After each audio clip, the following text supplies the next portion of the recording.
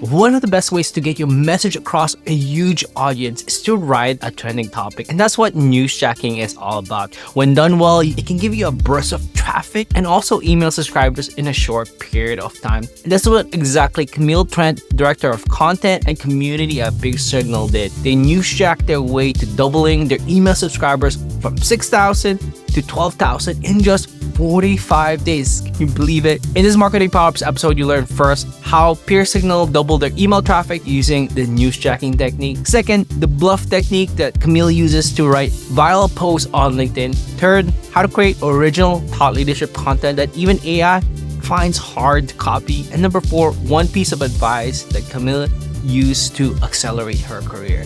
Now, before we get started, I created a free Powerups cheat sheet that you can download, fill in, and apply Camille's newsjacking technique to double their email subscribers. You can get that at marketingpowerups.com or find that link in the show notes and description below. Are you ready? Let's go. Marketing Powerups. Ready? Go! Here's your host, Rambly John. Specifically for PeerSignal, you use that to double their email list from 6,000 to 12,000 in 45 days using LinkedIn and other things. Can you talk a little bit about what was your approach to growing that list? And we can just go through it just very high level, because I want to get into that power up with the BLUF technique in a bit. Yeah, so you're right. So most of it was Adam and I posting on LinkedIn. That was our primary distribution channel. And the reason for that was really because Adam already had built up a good following there. It's kind of like where he initially launched PeerSignal and grew his email list. So it's kind of, we knew it worked. And then on top of that, I think when I joined, it kind of helped double that reach, right? Like we had around the same amount of followers. We're both at about 30K right now. So I think if you think about it in terms of just doubling down where you already have chips, where you already have strengths, like that's where I would recommend most people start. So that was a lot of it. I did do a little bit of experimentation with Twitter, even a little bit of like TikTok, although I'd barely count that. So still kind of playing around with some other channels, but trying to make sure we stayed focused on one thing. And then I think it was helpful for me because Adam actually originally he was talking about when bringing me on, like, let's branch into Twitter, let's add, some other channels. We still want to do that. But I think after we saw like what there was still what we could still reap, I guess, from LinkedIn, or how much more opportunity there was there, he would actually let's just focus on LinkedIn first and don't worry about those other channels. So that really gave me the space to focus there. So number one is really just focus. Like that's the hardest thing I think for marketers is like so many shiny objects, like so many things that could work and do work for folks, right? But it's like, what's working the best for you? Like where have you already found success? And then it's like a momentum game a little bit from there, right? And so two things, or two ways, I guess, that I think about this is through the lens of like content logistics. So content as a product, if you will. So there's the production, there's like how the content is made. And I think of content as more of the long form piece. So for us, that's PeerSignal itself has these data sets, has these galleries, has basically this library of resource for B2B marketers. So we have those. We have all of that we can pull from for our research. We essentially tap into our databases to think of research projects and to essentially like cut and filter data to get some interesting insights that we can share. And then those insights are distilled into our newsletter. And that's a weekly newsletter right now. So those are kind of like what I think of as our long form pieces. And so a good sort of like rule of thumb is when I'm excited about that long form content, right? Like if you, especially since we are the target market to some degree, where our target market is sales and marketing professionals, and we want to talk to the VP C-suite level. Not that it's not going to appeal to anyone else in that field, but we just figure if we talk to that highest level of strategy and we're really trying to understand go to market and how to run an effective sales and marketing program, I've just found that everyone else within that industry also likes that content. Versus if you optimize for, like a younger level and earlier level, you're not gonna appeal to like the sweet C-suite, right? So it was starting with that, like essentially what does good look like for your organization? And we have kind of this write-up for us of like, that's kind of a work in progress, but how we define good content and like what we think it looks like. And then when we write that newsletter, and often that starts, one thing that we've run into is that kind of starts with like, what would the press release look like for this, right? Like what's the hook? What's the title for it? And then if it's like, oh, that would appeal to, a VP of marketing, that would appeal to a VP of sales, right? Like if that's the type of content that they'd want to consume, that's probably a good sign. So essentially when we're excited about the research project we're working on or about like the upcoming newsletter, I've just found that it makes the distribution a lot easier versus if you're not excited about it, it's going to feel like promotion because you're going to feel like you have to promote something, right? Versus sharing something. Like I think when it feels like, oh, I get to share this thing that I know is going to be useful for a lot of folks, like distribution just gets really easy versus when I'm like, oh, like I have to promote this thing because that's like my job and that's the next step in the process, right? So I think about thinking content, like did we do that right? Do we have the right definition? Is it reaching the right people? Are you excited about it? And then the packaging stage I think of as copy and design. That's kind of how I define like packaging and distribution. So for that, I think of unique angles, hooks, format, some newsjacking. Like I would say though that those are some of the ingredients that we kind of like used in our distribution process. So to go through each of those unique angles. So we kind of decided, okay, Adam has a particular voice. He's very like analytical. He very much like appeals to that, high level audience. Has been a founder multiple times. He has that credibility. So playing to that, like still having the slide decks and reports go through his profile first. And then I'll usually take like a different approach where it's a little bit more experimental. So for instance, we started experimenting with what I call like the product gifts. So for most people listening, they're going to have a SaaS product. We have a SaaS product as well, but when I say product GIF, like I'm more talking about like our data sets or our research. Like I'll just take a quick GIF of essentially just like a sneak peek into this good piece of content that we're going to be delivering.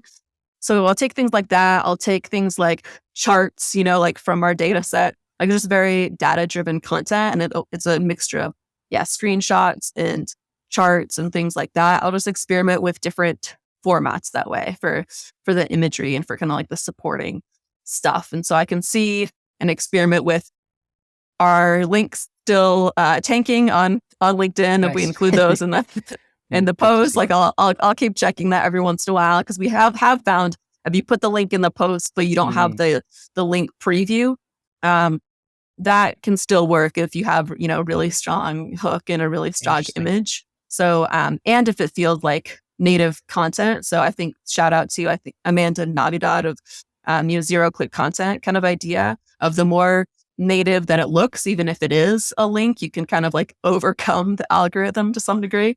So I experimented with that. And so essentially like I don't want to say burner account, but I would almost like kind of use my account more as the burner account, whereas Adam's was more like the true and tested things of like, we know this works. Right. And so what was fun for me though is going to the newsjacking portion. I'll get into like actually I think like later on we'll get into like that specific example that I'm talking about. But there's a good example of newsjacking if you have an idea that something's coming or you have an opportunity to capitalize on a trend because it is relevant to your product or the type of research that you're able to produce, right? So again, going back to like, what are your strengths? Lean into your strengths. And then hooks, like I'll talk about hooks a little bit. I think a couple things that over the years of posting that I've realized is there's a couple headline frameworks that work pretty well on any social channel, but specifically LinkedIn is what I call like the thesis. So you have a thesis for something, right? When I think about like a research paper, like my husband's in science, right? And so you'd have to write an abstract, right? And so it's kind of like going into the thesis, or just like you're the overview of your project. And so most important thing first, right? And then you have your antithesis, right? And so this is kind of more of this is what everyone else thinks, and like this is why they're wrong. You have kind of that like shock value, devil's advocate type of like post, right? The trick here is I think you actually have to believe it. You can't just like be boy who cries wolf and just like constantly like being contrarian all the time. Like it's going to be very obvious. So you actually have to believe it if you're going to do an antithesis type post. Objections. So I love this for especially salespeople, but really to help drive revenue. Like I think these posts are good. There's probably some objections that come up frequently, like in the sales cycle, of why people push back on your specific category or your specific product, right? Like, especially if you're creating a new category of it hasn't been adopted in the market yet. And so you take you just take like a quote, right, from a sales call of like, a good one that I used at Marketer Hire was, if these marketers really are that good, then why would they be going through Marketer Hire, right? Like, why can't they market themselves? Like, that was kind of like a common objection of like, can't a good marketer market themselves, right? And there's like tons of reasons why, right? Good reasons why. And so just breaking that down of like breaking down someone's objection into credible arguments. So objection as a headline, I really like dialogue. We love stories. So start like just dropping into the story by dropping into dialogue, like two people talking, right? And it can be a conversation from work. It can be like, something in everyday life that has to do with, I did this a lot, like with sales tech, right? Of if I had a conversation with a salesperson, even if it was for, what was it recently? It was our dishwasher, right? Like our dishwasher was broken, right? So there's, you are experiencing sales all the time. You have sales conversations all the time. So it's just observing those like from kind of a third party perspective. And thinking about what the lesson was there. So it's dialogue, it's conversation starters. So I think these are great for creating a community of like, how can you format a post to really be a conversation and not a lecture, and like genuinely be asking, I'm looking for recommendations, or I'm trying to get better at this thing, like opening up the conversation to people with interesting, intriguing questions, right? And then the last one is analogy. And I think these can be the best for viral posts. Not that should be your goal. But I think when you're able to articulate like a really good or observe a really good analogy and make those good comparisons, like that's the definition of creativity, really, is like making those connections and simplifying it to something that everyone understands. So those would be like my tips for distribution is kind of like starting with the hook, starting with some good headline. Before we continue, I want to thank those who made this video possible, 42 Agency. Now, when you're in scale-up mode and you have KPIs to hit, the pressure is on to deliver demos and signups. And it's a lot to handle: demand gen, email sequences, RevOps, and even more. That's where 42 Agency, founded by my good friend Camille Trent, can help you. They're a strategic partner that's helped B2B SaaS companies like Profitwell, Teamwork, Sprout Social, and HubDoc build a predictable revenue engine. If you're looking for performance experts and creatives to solve your marketing problems at a fraction of the cost of in-house, look no further. Go to 42agency.com to talk to a strategist to learn how you can build a high-efficiency revenue engine now. You can find that link in the description below. Let's jump back in. Those are some really valuable stuff that you just shared there. I feel like that could be a whole blog post, an episode on its own. One of the things you mentioned earlier is around when you're creating social posts, you want to make sure to start off with your thesis. And that kind of ties to a technique that you've talked about in other podcasts, shows, and webinars. There's something called BLUF technique, and it applies here, as well as the research that all of you are doing there at PeerSignal. Can you talk about what is this BLUF technique that you have talked about quite a bit, and we can jump into how applying this into one of the social posts that you mentioned around newsjacking. Yeah. So the BLUF is a military term, and it means bottom line up front. And someone who was in the military actually ascribed like how I thought about headlines and how I thought about content, like to this technique. He's like, oh, that sounds just like what we do in the military of BLUF. And I was like, that's brilliant. Like, that's exactly what I'm talking about. So if you come from more of a journalism background, they talk about this as like the inverted triangle, right? So an upside down triangle, meaning the most important information should be first, right? And then you get to the least important information as you go. So you start with the most important, and then you get less and less important as you go. And that's how like a lot of real news stories are framed. Like you have the format is like who, what, when, where, why, how, and who cares. All of that pretty much in like a sentence or two. Like you're supposed to try and like fit that in the first sentence or two. So your posts or your marketing content like shouldn't be much different. So if you think so I kind of simplify it to translate this to LinkedIn and the whole format of like, one sentence per line, which I don't think you always have to do. But I typically would have the first line be the point, right? Like first line is my point. And what you can expect like from this piece, essentially, like you should know immediately what I'm talking about. And then the second line is like my angle, essentially, right? Is kind of like the who cares. And oftentimes I was looking back through well-performing posts. Oftentimes that second line acts as an ellipses, right? So like if it kind of feels like it could use like an ellipses after it, you're probably kind of onto something, because it should feel like you want to read more, right? Right. Like that's wrong and this is why, right? Like and here's the framework, right? Like it should be something that like easily leads into something else. Like I'm about to get to the point and tell you like the meat of the matter, right? But you already know what I'm talking about, and you're already able to kind of like qualify in or out early on. So I think, and this other way works too, like where you kind of like dangle the carrot. It's just not my preference, right? To kind of just say like, keep reading. Like every sentence is basically just like keep reading. I just like always prefer when you can kind of like qualify yourself in or out of content. And I think that's interesting because it goes back to discovery, right? A good discovery call.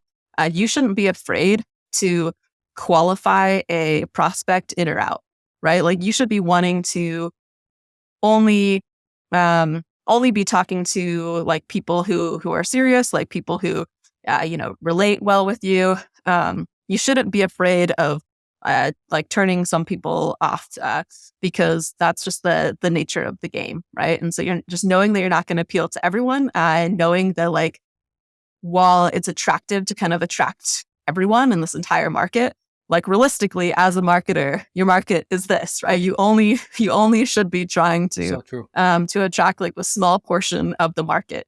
And sometimes I think we get greedy and we're like, but I just want the likes, right? Like I just want to like go viral, right? Like it gives me endorphins.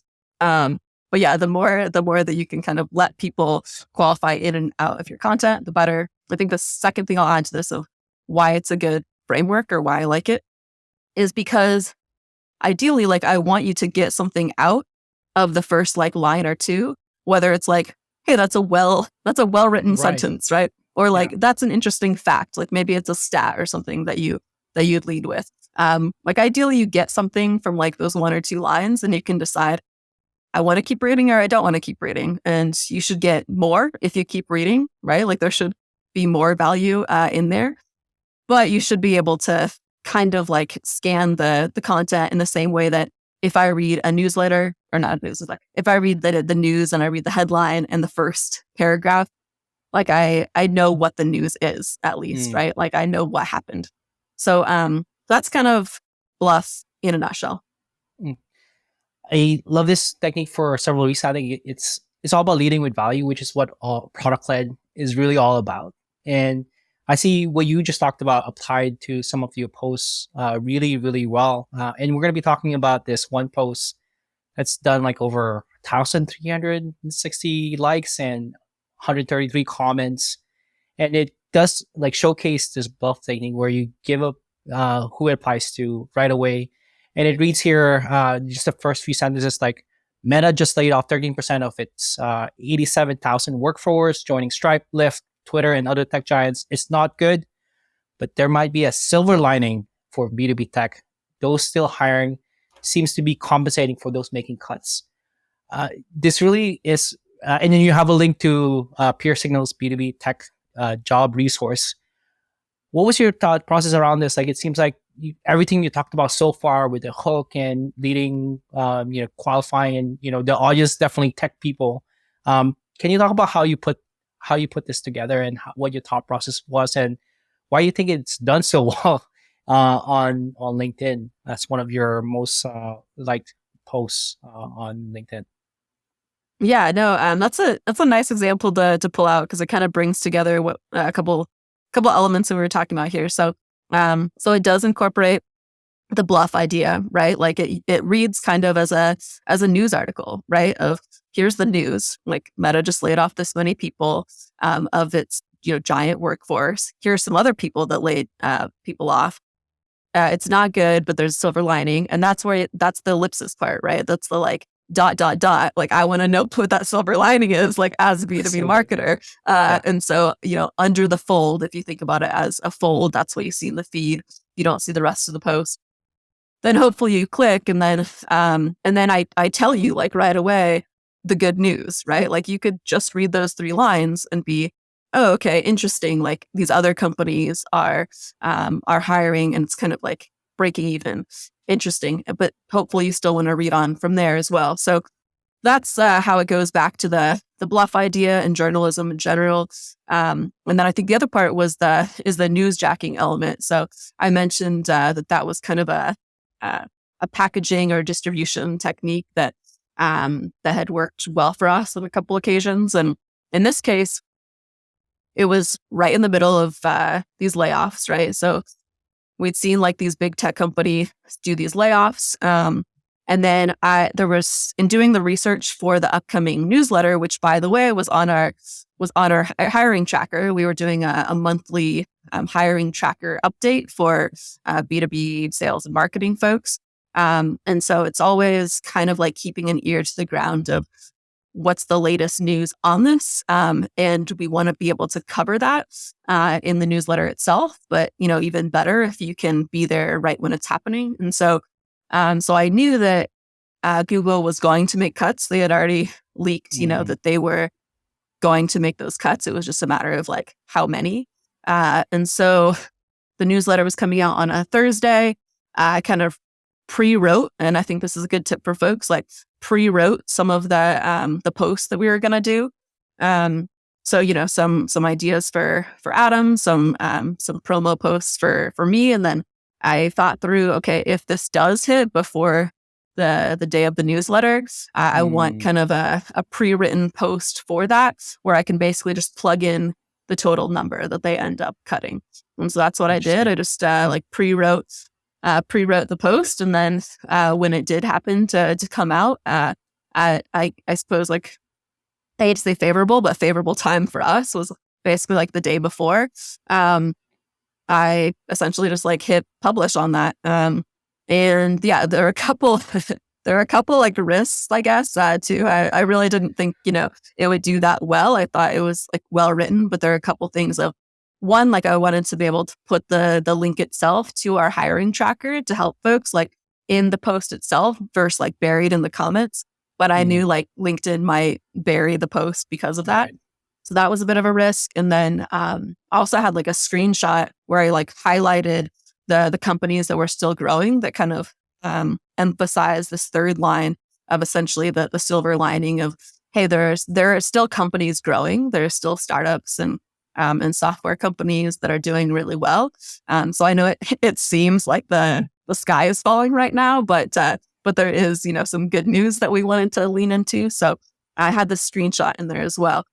So those things were a little bit, like I said, risky, but I think if you're ultimately selling a product, or you do have some sort of like end goal, like we did want to, expose more people to the hiring tracker and like let people know that there is a way to kind of like pre-vet companies. It's not gonna be 100% right, like some of the growth signals that we have in there, but we have some signals that kind of show which companies are doing well and might be better bets like for your career. So we did want to make that a little bit more accessible, even if it kind of hurt our reach. But in this case, it didn't end up hurting reach, and we got a pretty good response from it.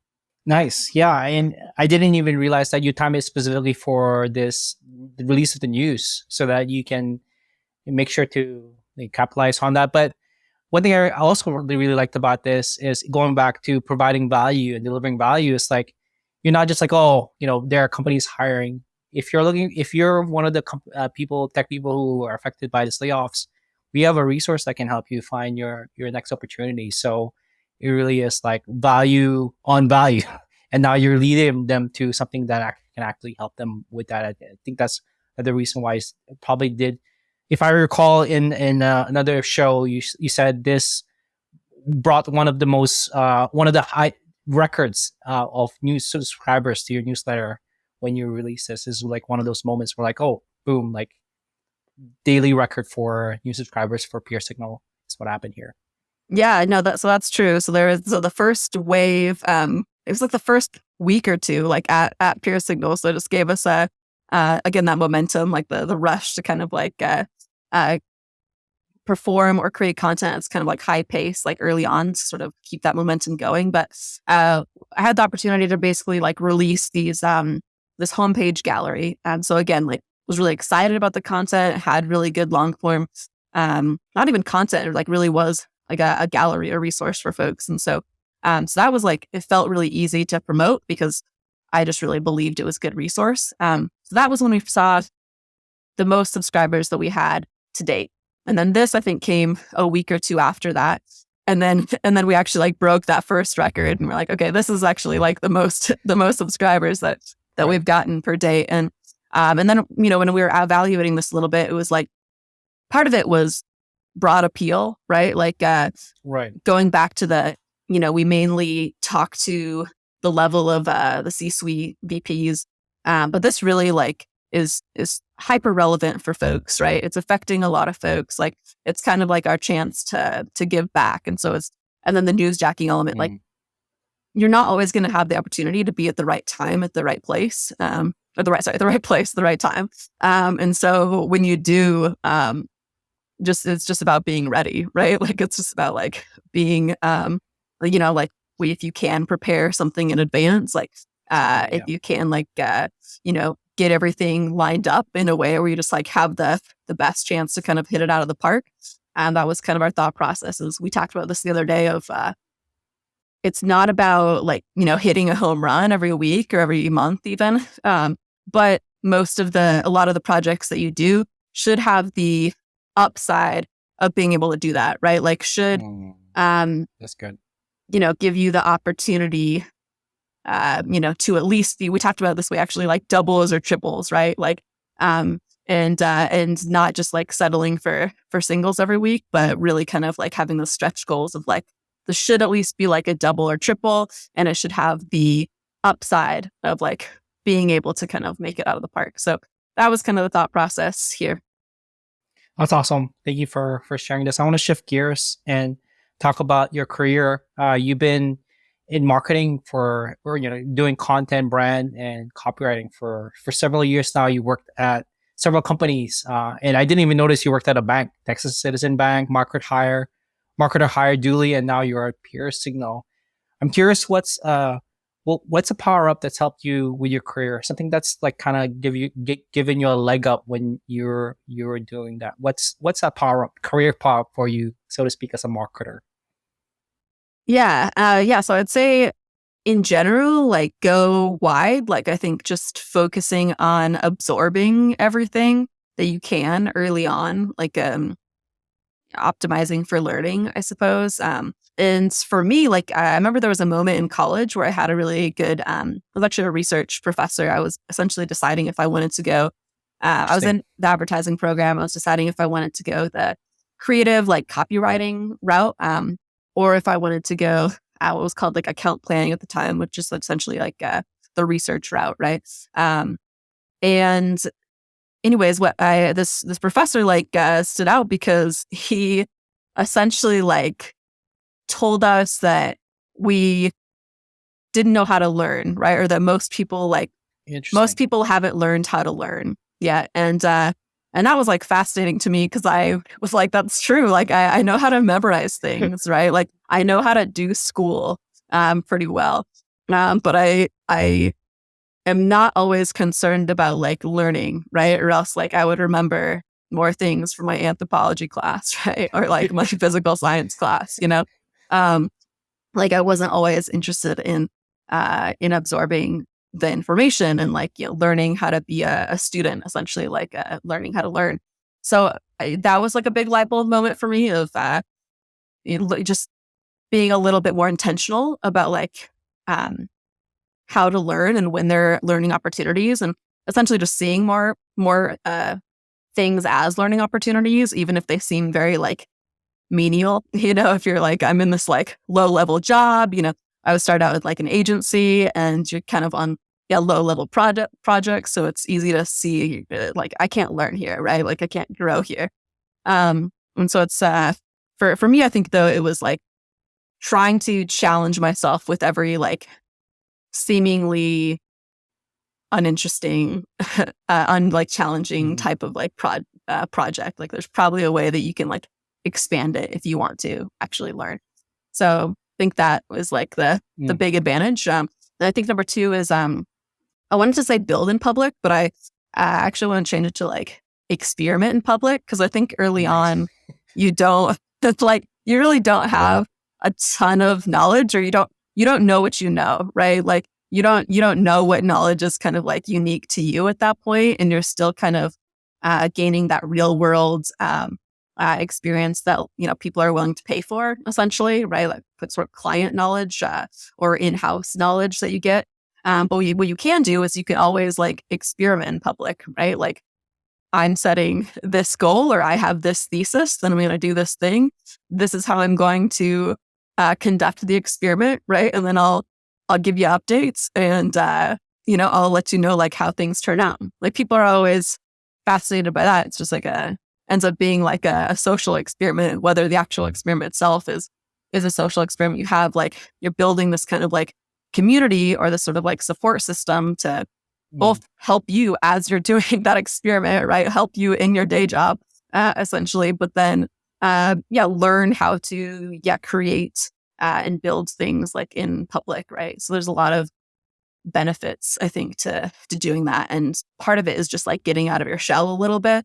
And like it's hard to just like create the first few pieces of content, again, when you don't necessarily know how to write or like, how to communicate with people online. I think it sounds crazy, but those two things I think are what stand out. Oh, sorry. One more thing. The last thing would just be like, I've thought this like multiple times in my career, especially like jumping into the startup world and the software world, is that like my last few jobs that I've taken, I've always felt like I was like jumping into the deep end. Like I had that like exact thought of like, this is in the deep end. Like I'm on a diving board, you know what I mean? Like this is going to be uncomfortable.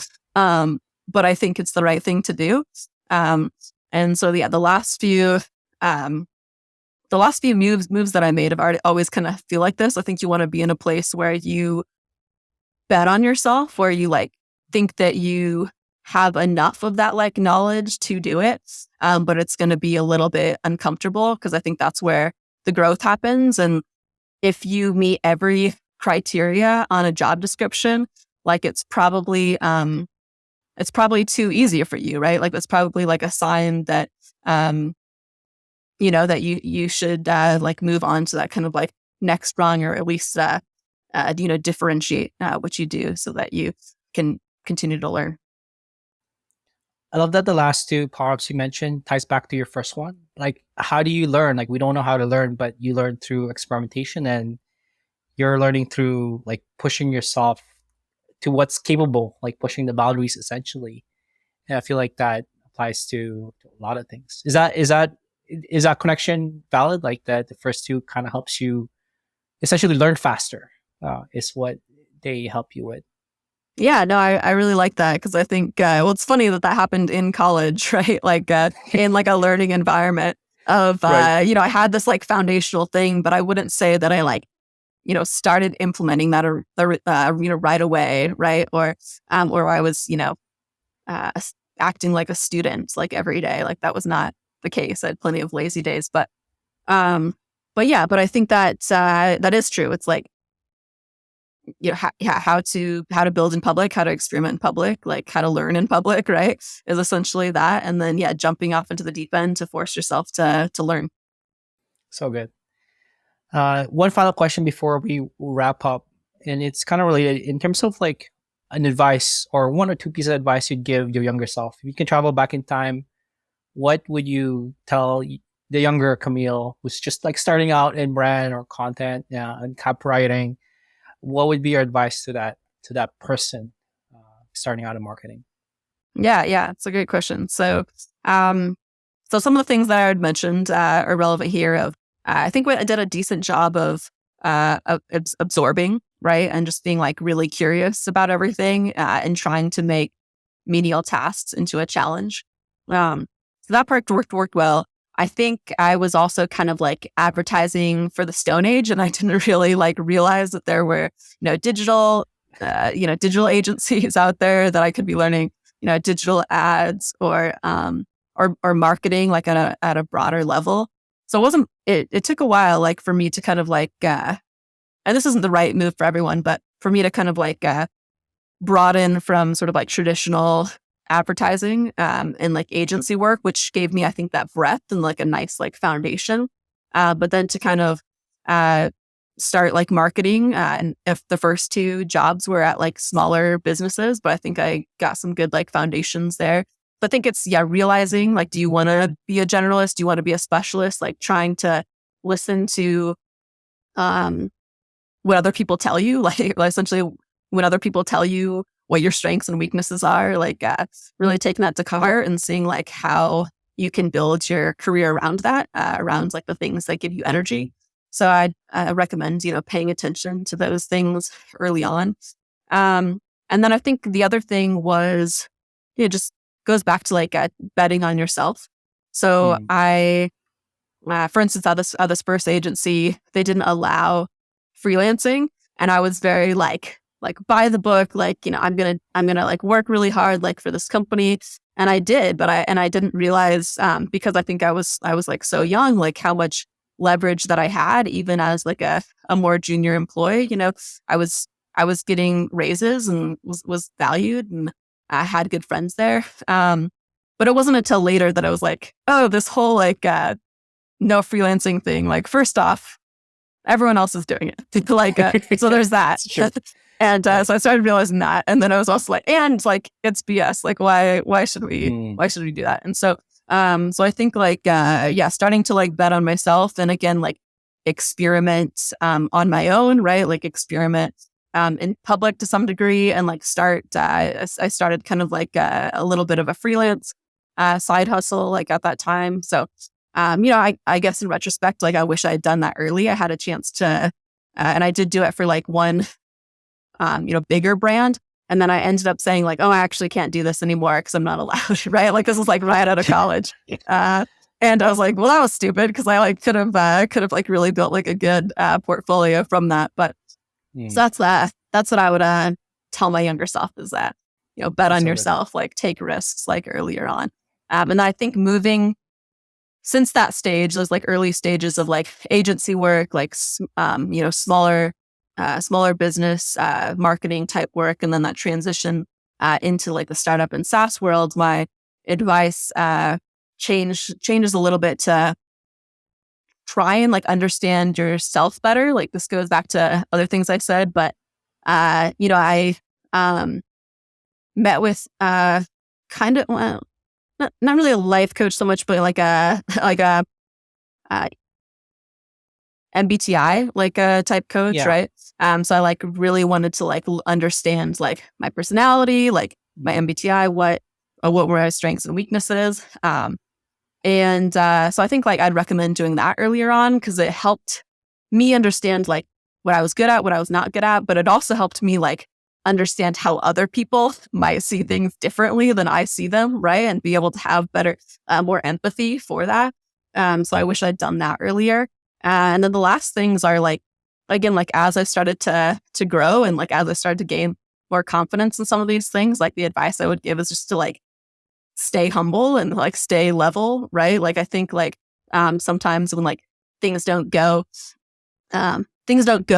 your way or they don't go how you expected, like it's easy to have kind of like a chip on your shoulder about that. And sometimes that can fuel you. Like I think, Michael Jordan, any and every documentary about him will kind of show you that. There's like some elements of that you need to kind of like, get yourself like through like hard things. But I think realizing that it's not always about talent, it's not always about, the opportunities they're given or your work ethic. Like sometimes it's also just like not a good fit. And so, so I think one thing that I started realizing was like, oh, like I shouldn't always take a challenge because it's a challenge. And as like a square peg, like try and like fit myself into like a round hole.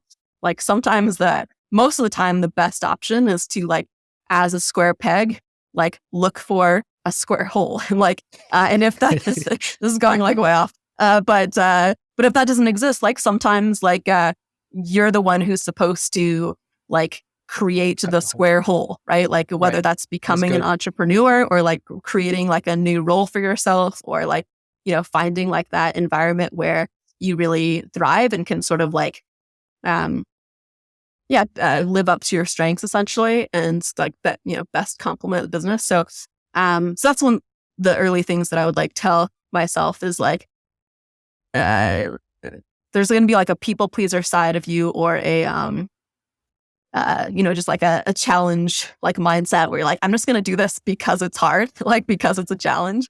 And like, that's not always like the healthiest thing for your mental state. Like sometimes it's actually like like you should actually find people that are already like aligned to the way that you think. And you'll do your best work. I hope you learned as much as I did with my conversation with Camille. I know I did. Now, newsjacking can really backfire on you if you don't do it well. But when you do it well, like what PeerSignal and Camille did, it can give you some amazing and really meteoric results like what we saw here. Now, you can follow Camille on LinkedIn and Twitter. Also, you can check out PeerSignal at peersignal.org. You can find all of those links in the show notes and description. And thank you to Camille for being on this show. If you enjoyed this episode, you'd love the Marketing Powerups newsletter. I share the actionable takeaways and break down the frameworks of world-class marketers. You can go to marketingpowerups.com to subscribe and you'll instantly unlock the 3 best frameworks that top marketers use to hit their KPIs consistently and wow their colleagues. I want to say thank you to you for listening and please like and follow Marketing Powerups on YouTube, Apple Podcasts, and Spotify. If you feel like extra generous, kindly leave a review on Apple Podcasts and Spotify and leave a comment on YouTube. It goes a long way in others finding out about Marketing Powerups. Thanks to Mary Sullivan for creating the artwork and design, and thank you to Faisal Taigo for editing the intro video. And of course, thank you for listening. That's all for now. Have a powered up day. Marketing Power-Ups. Until the next episode,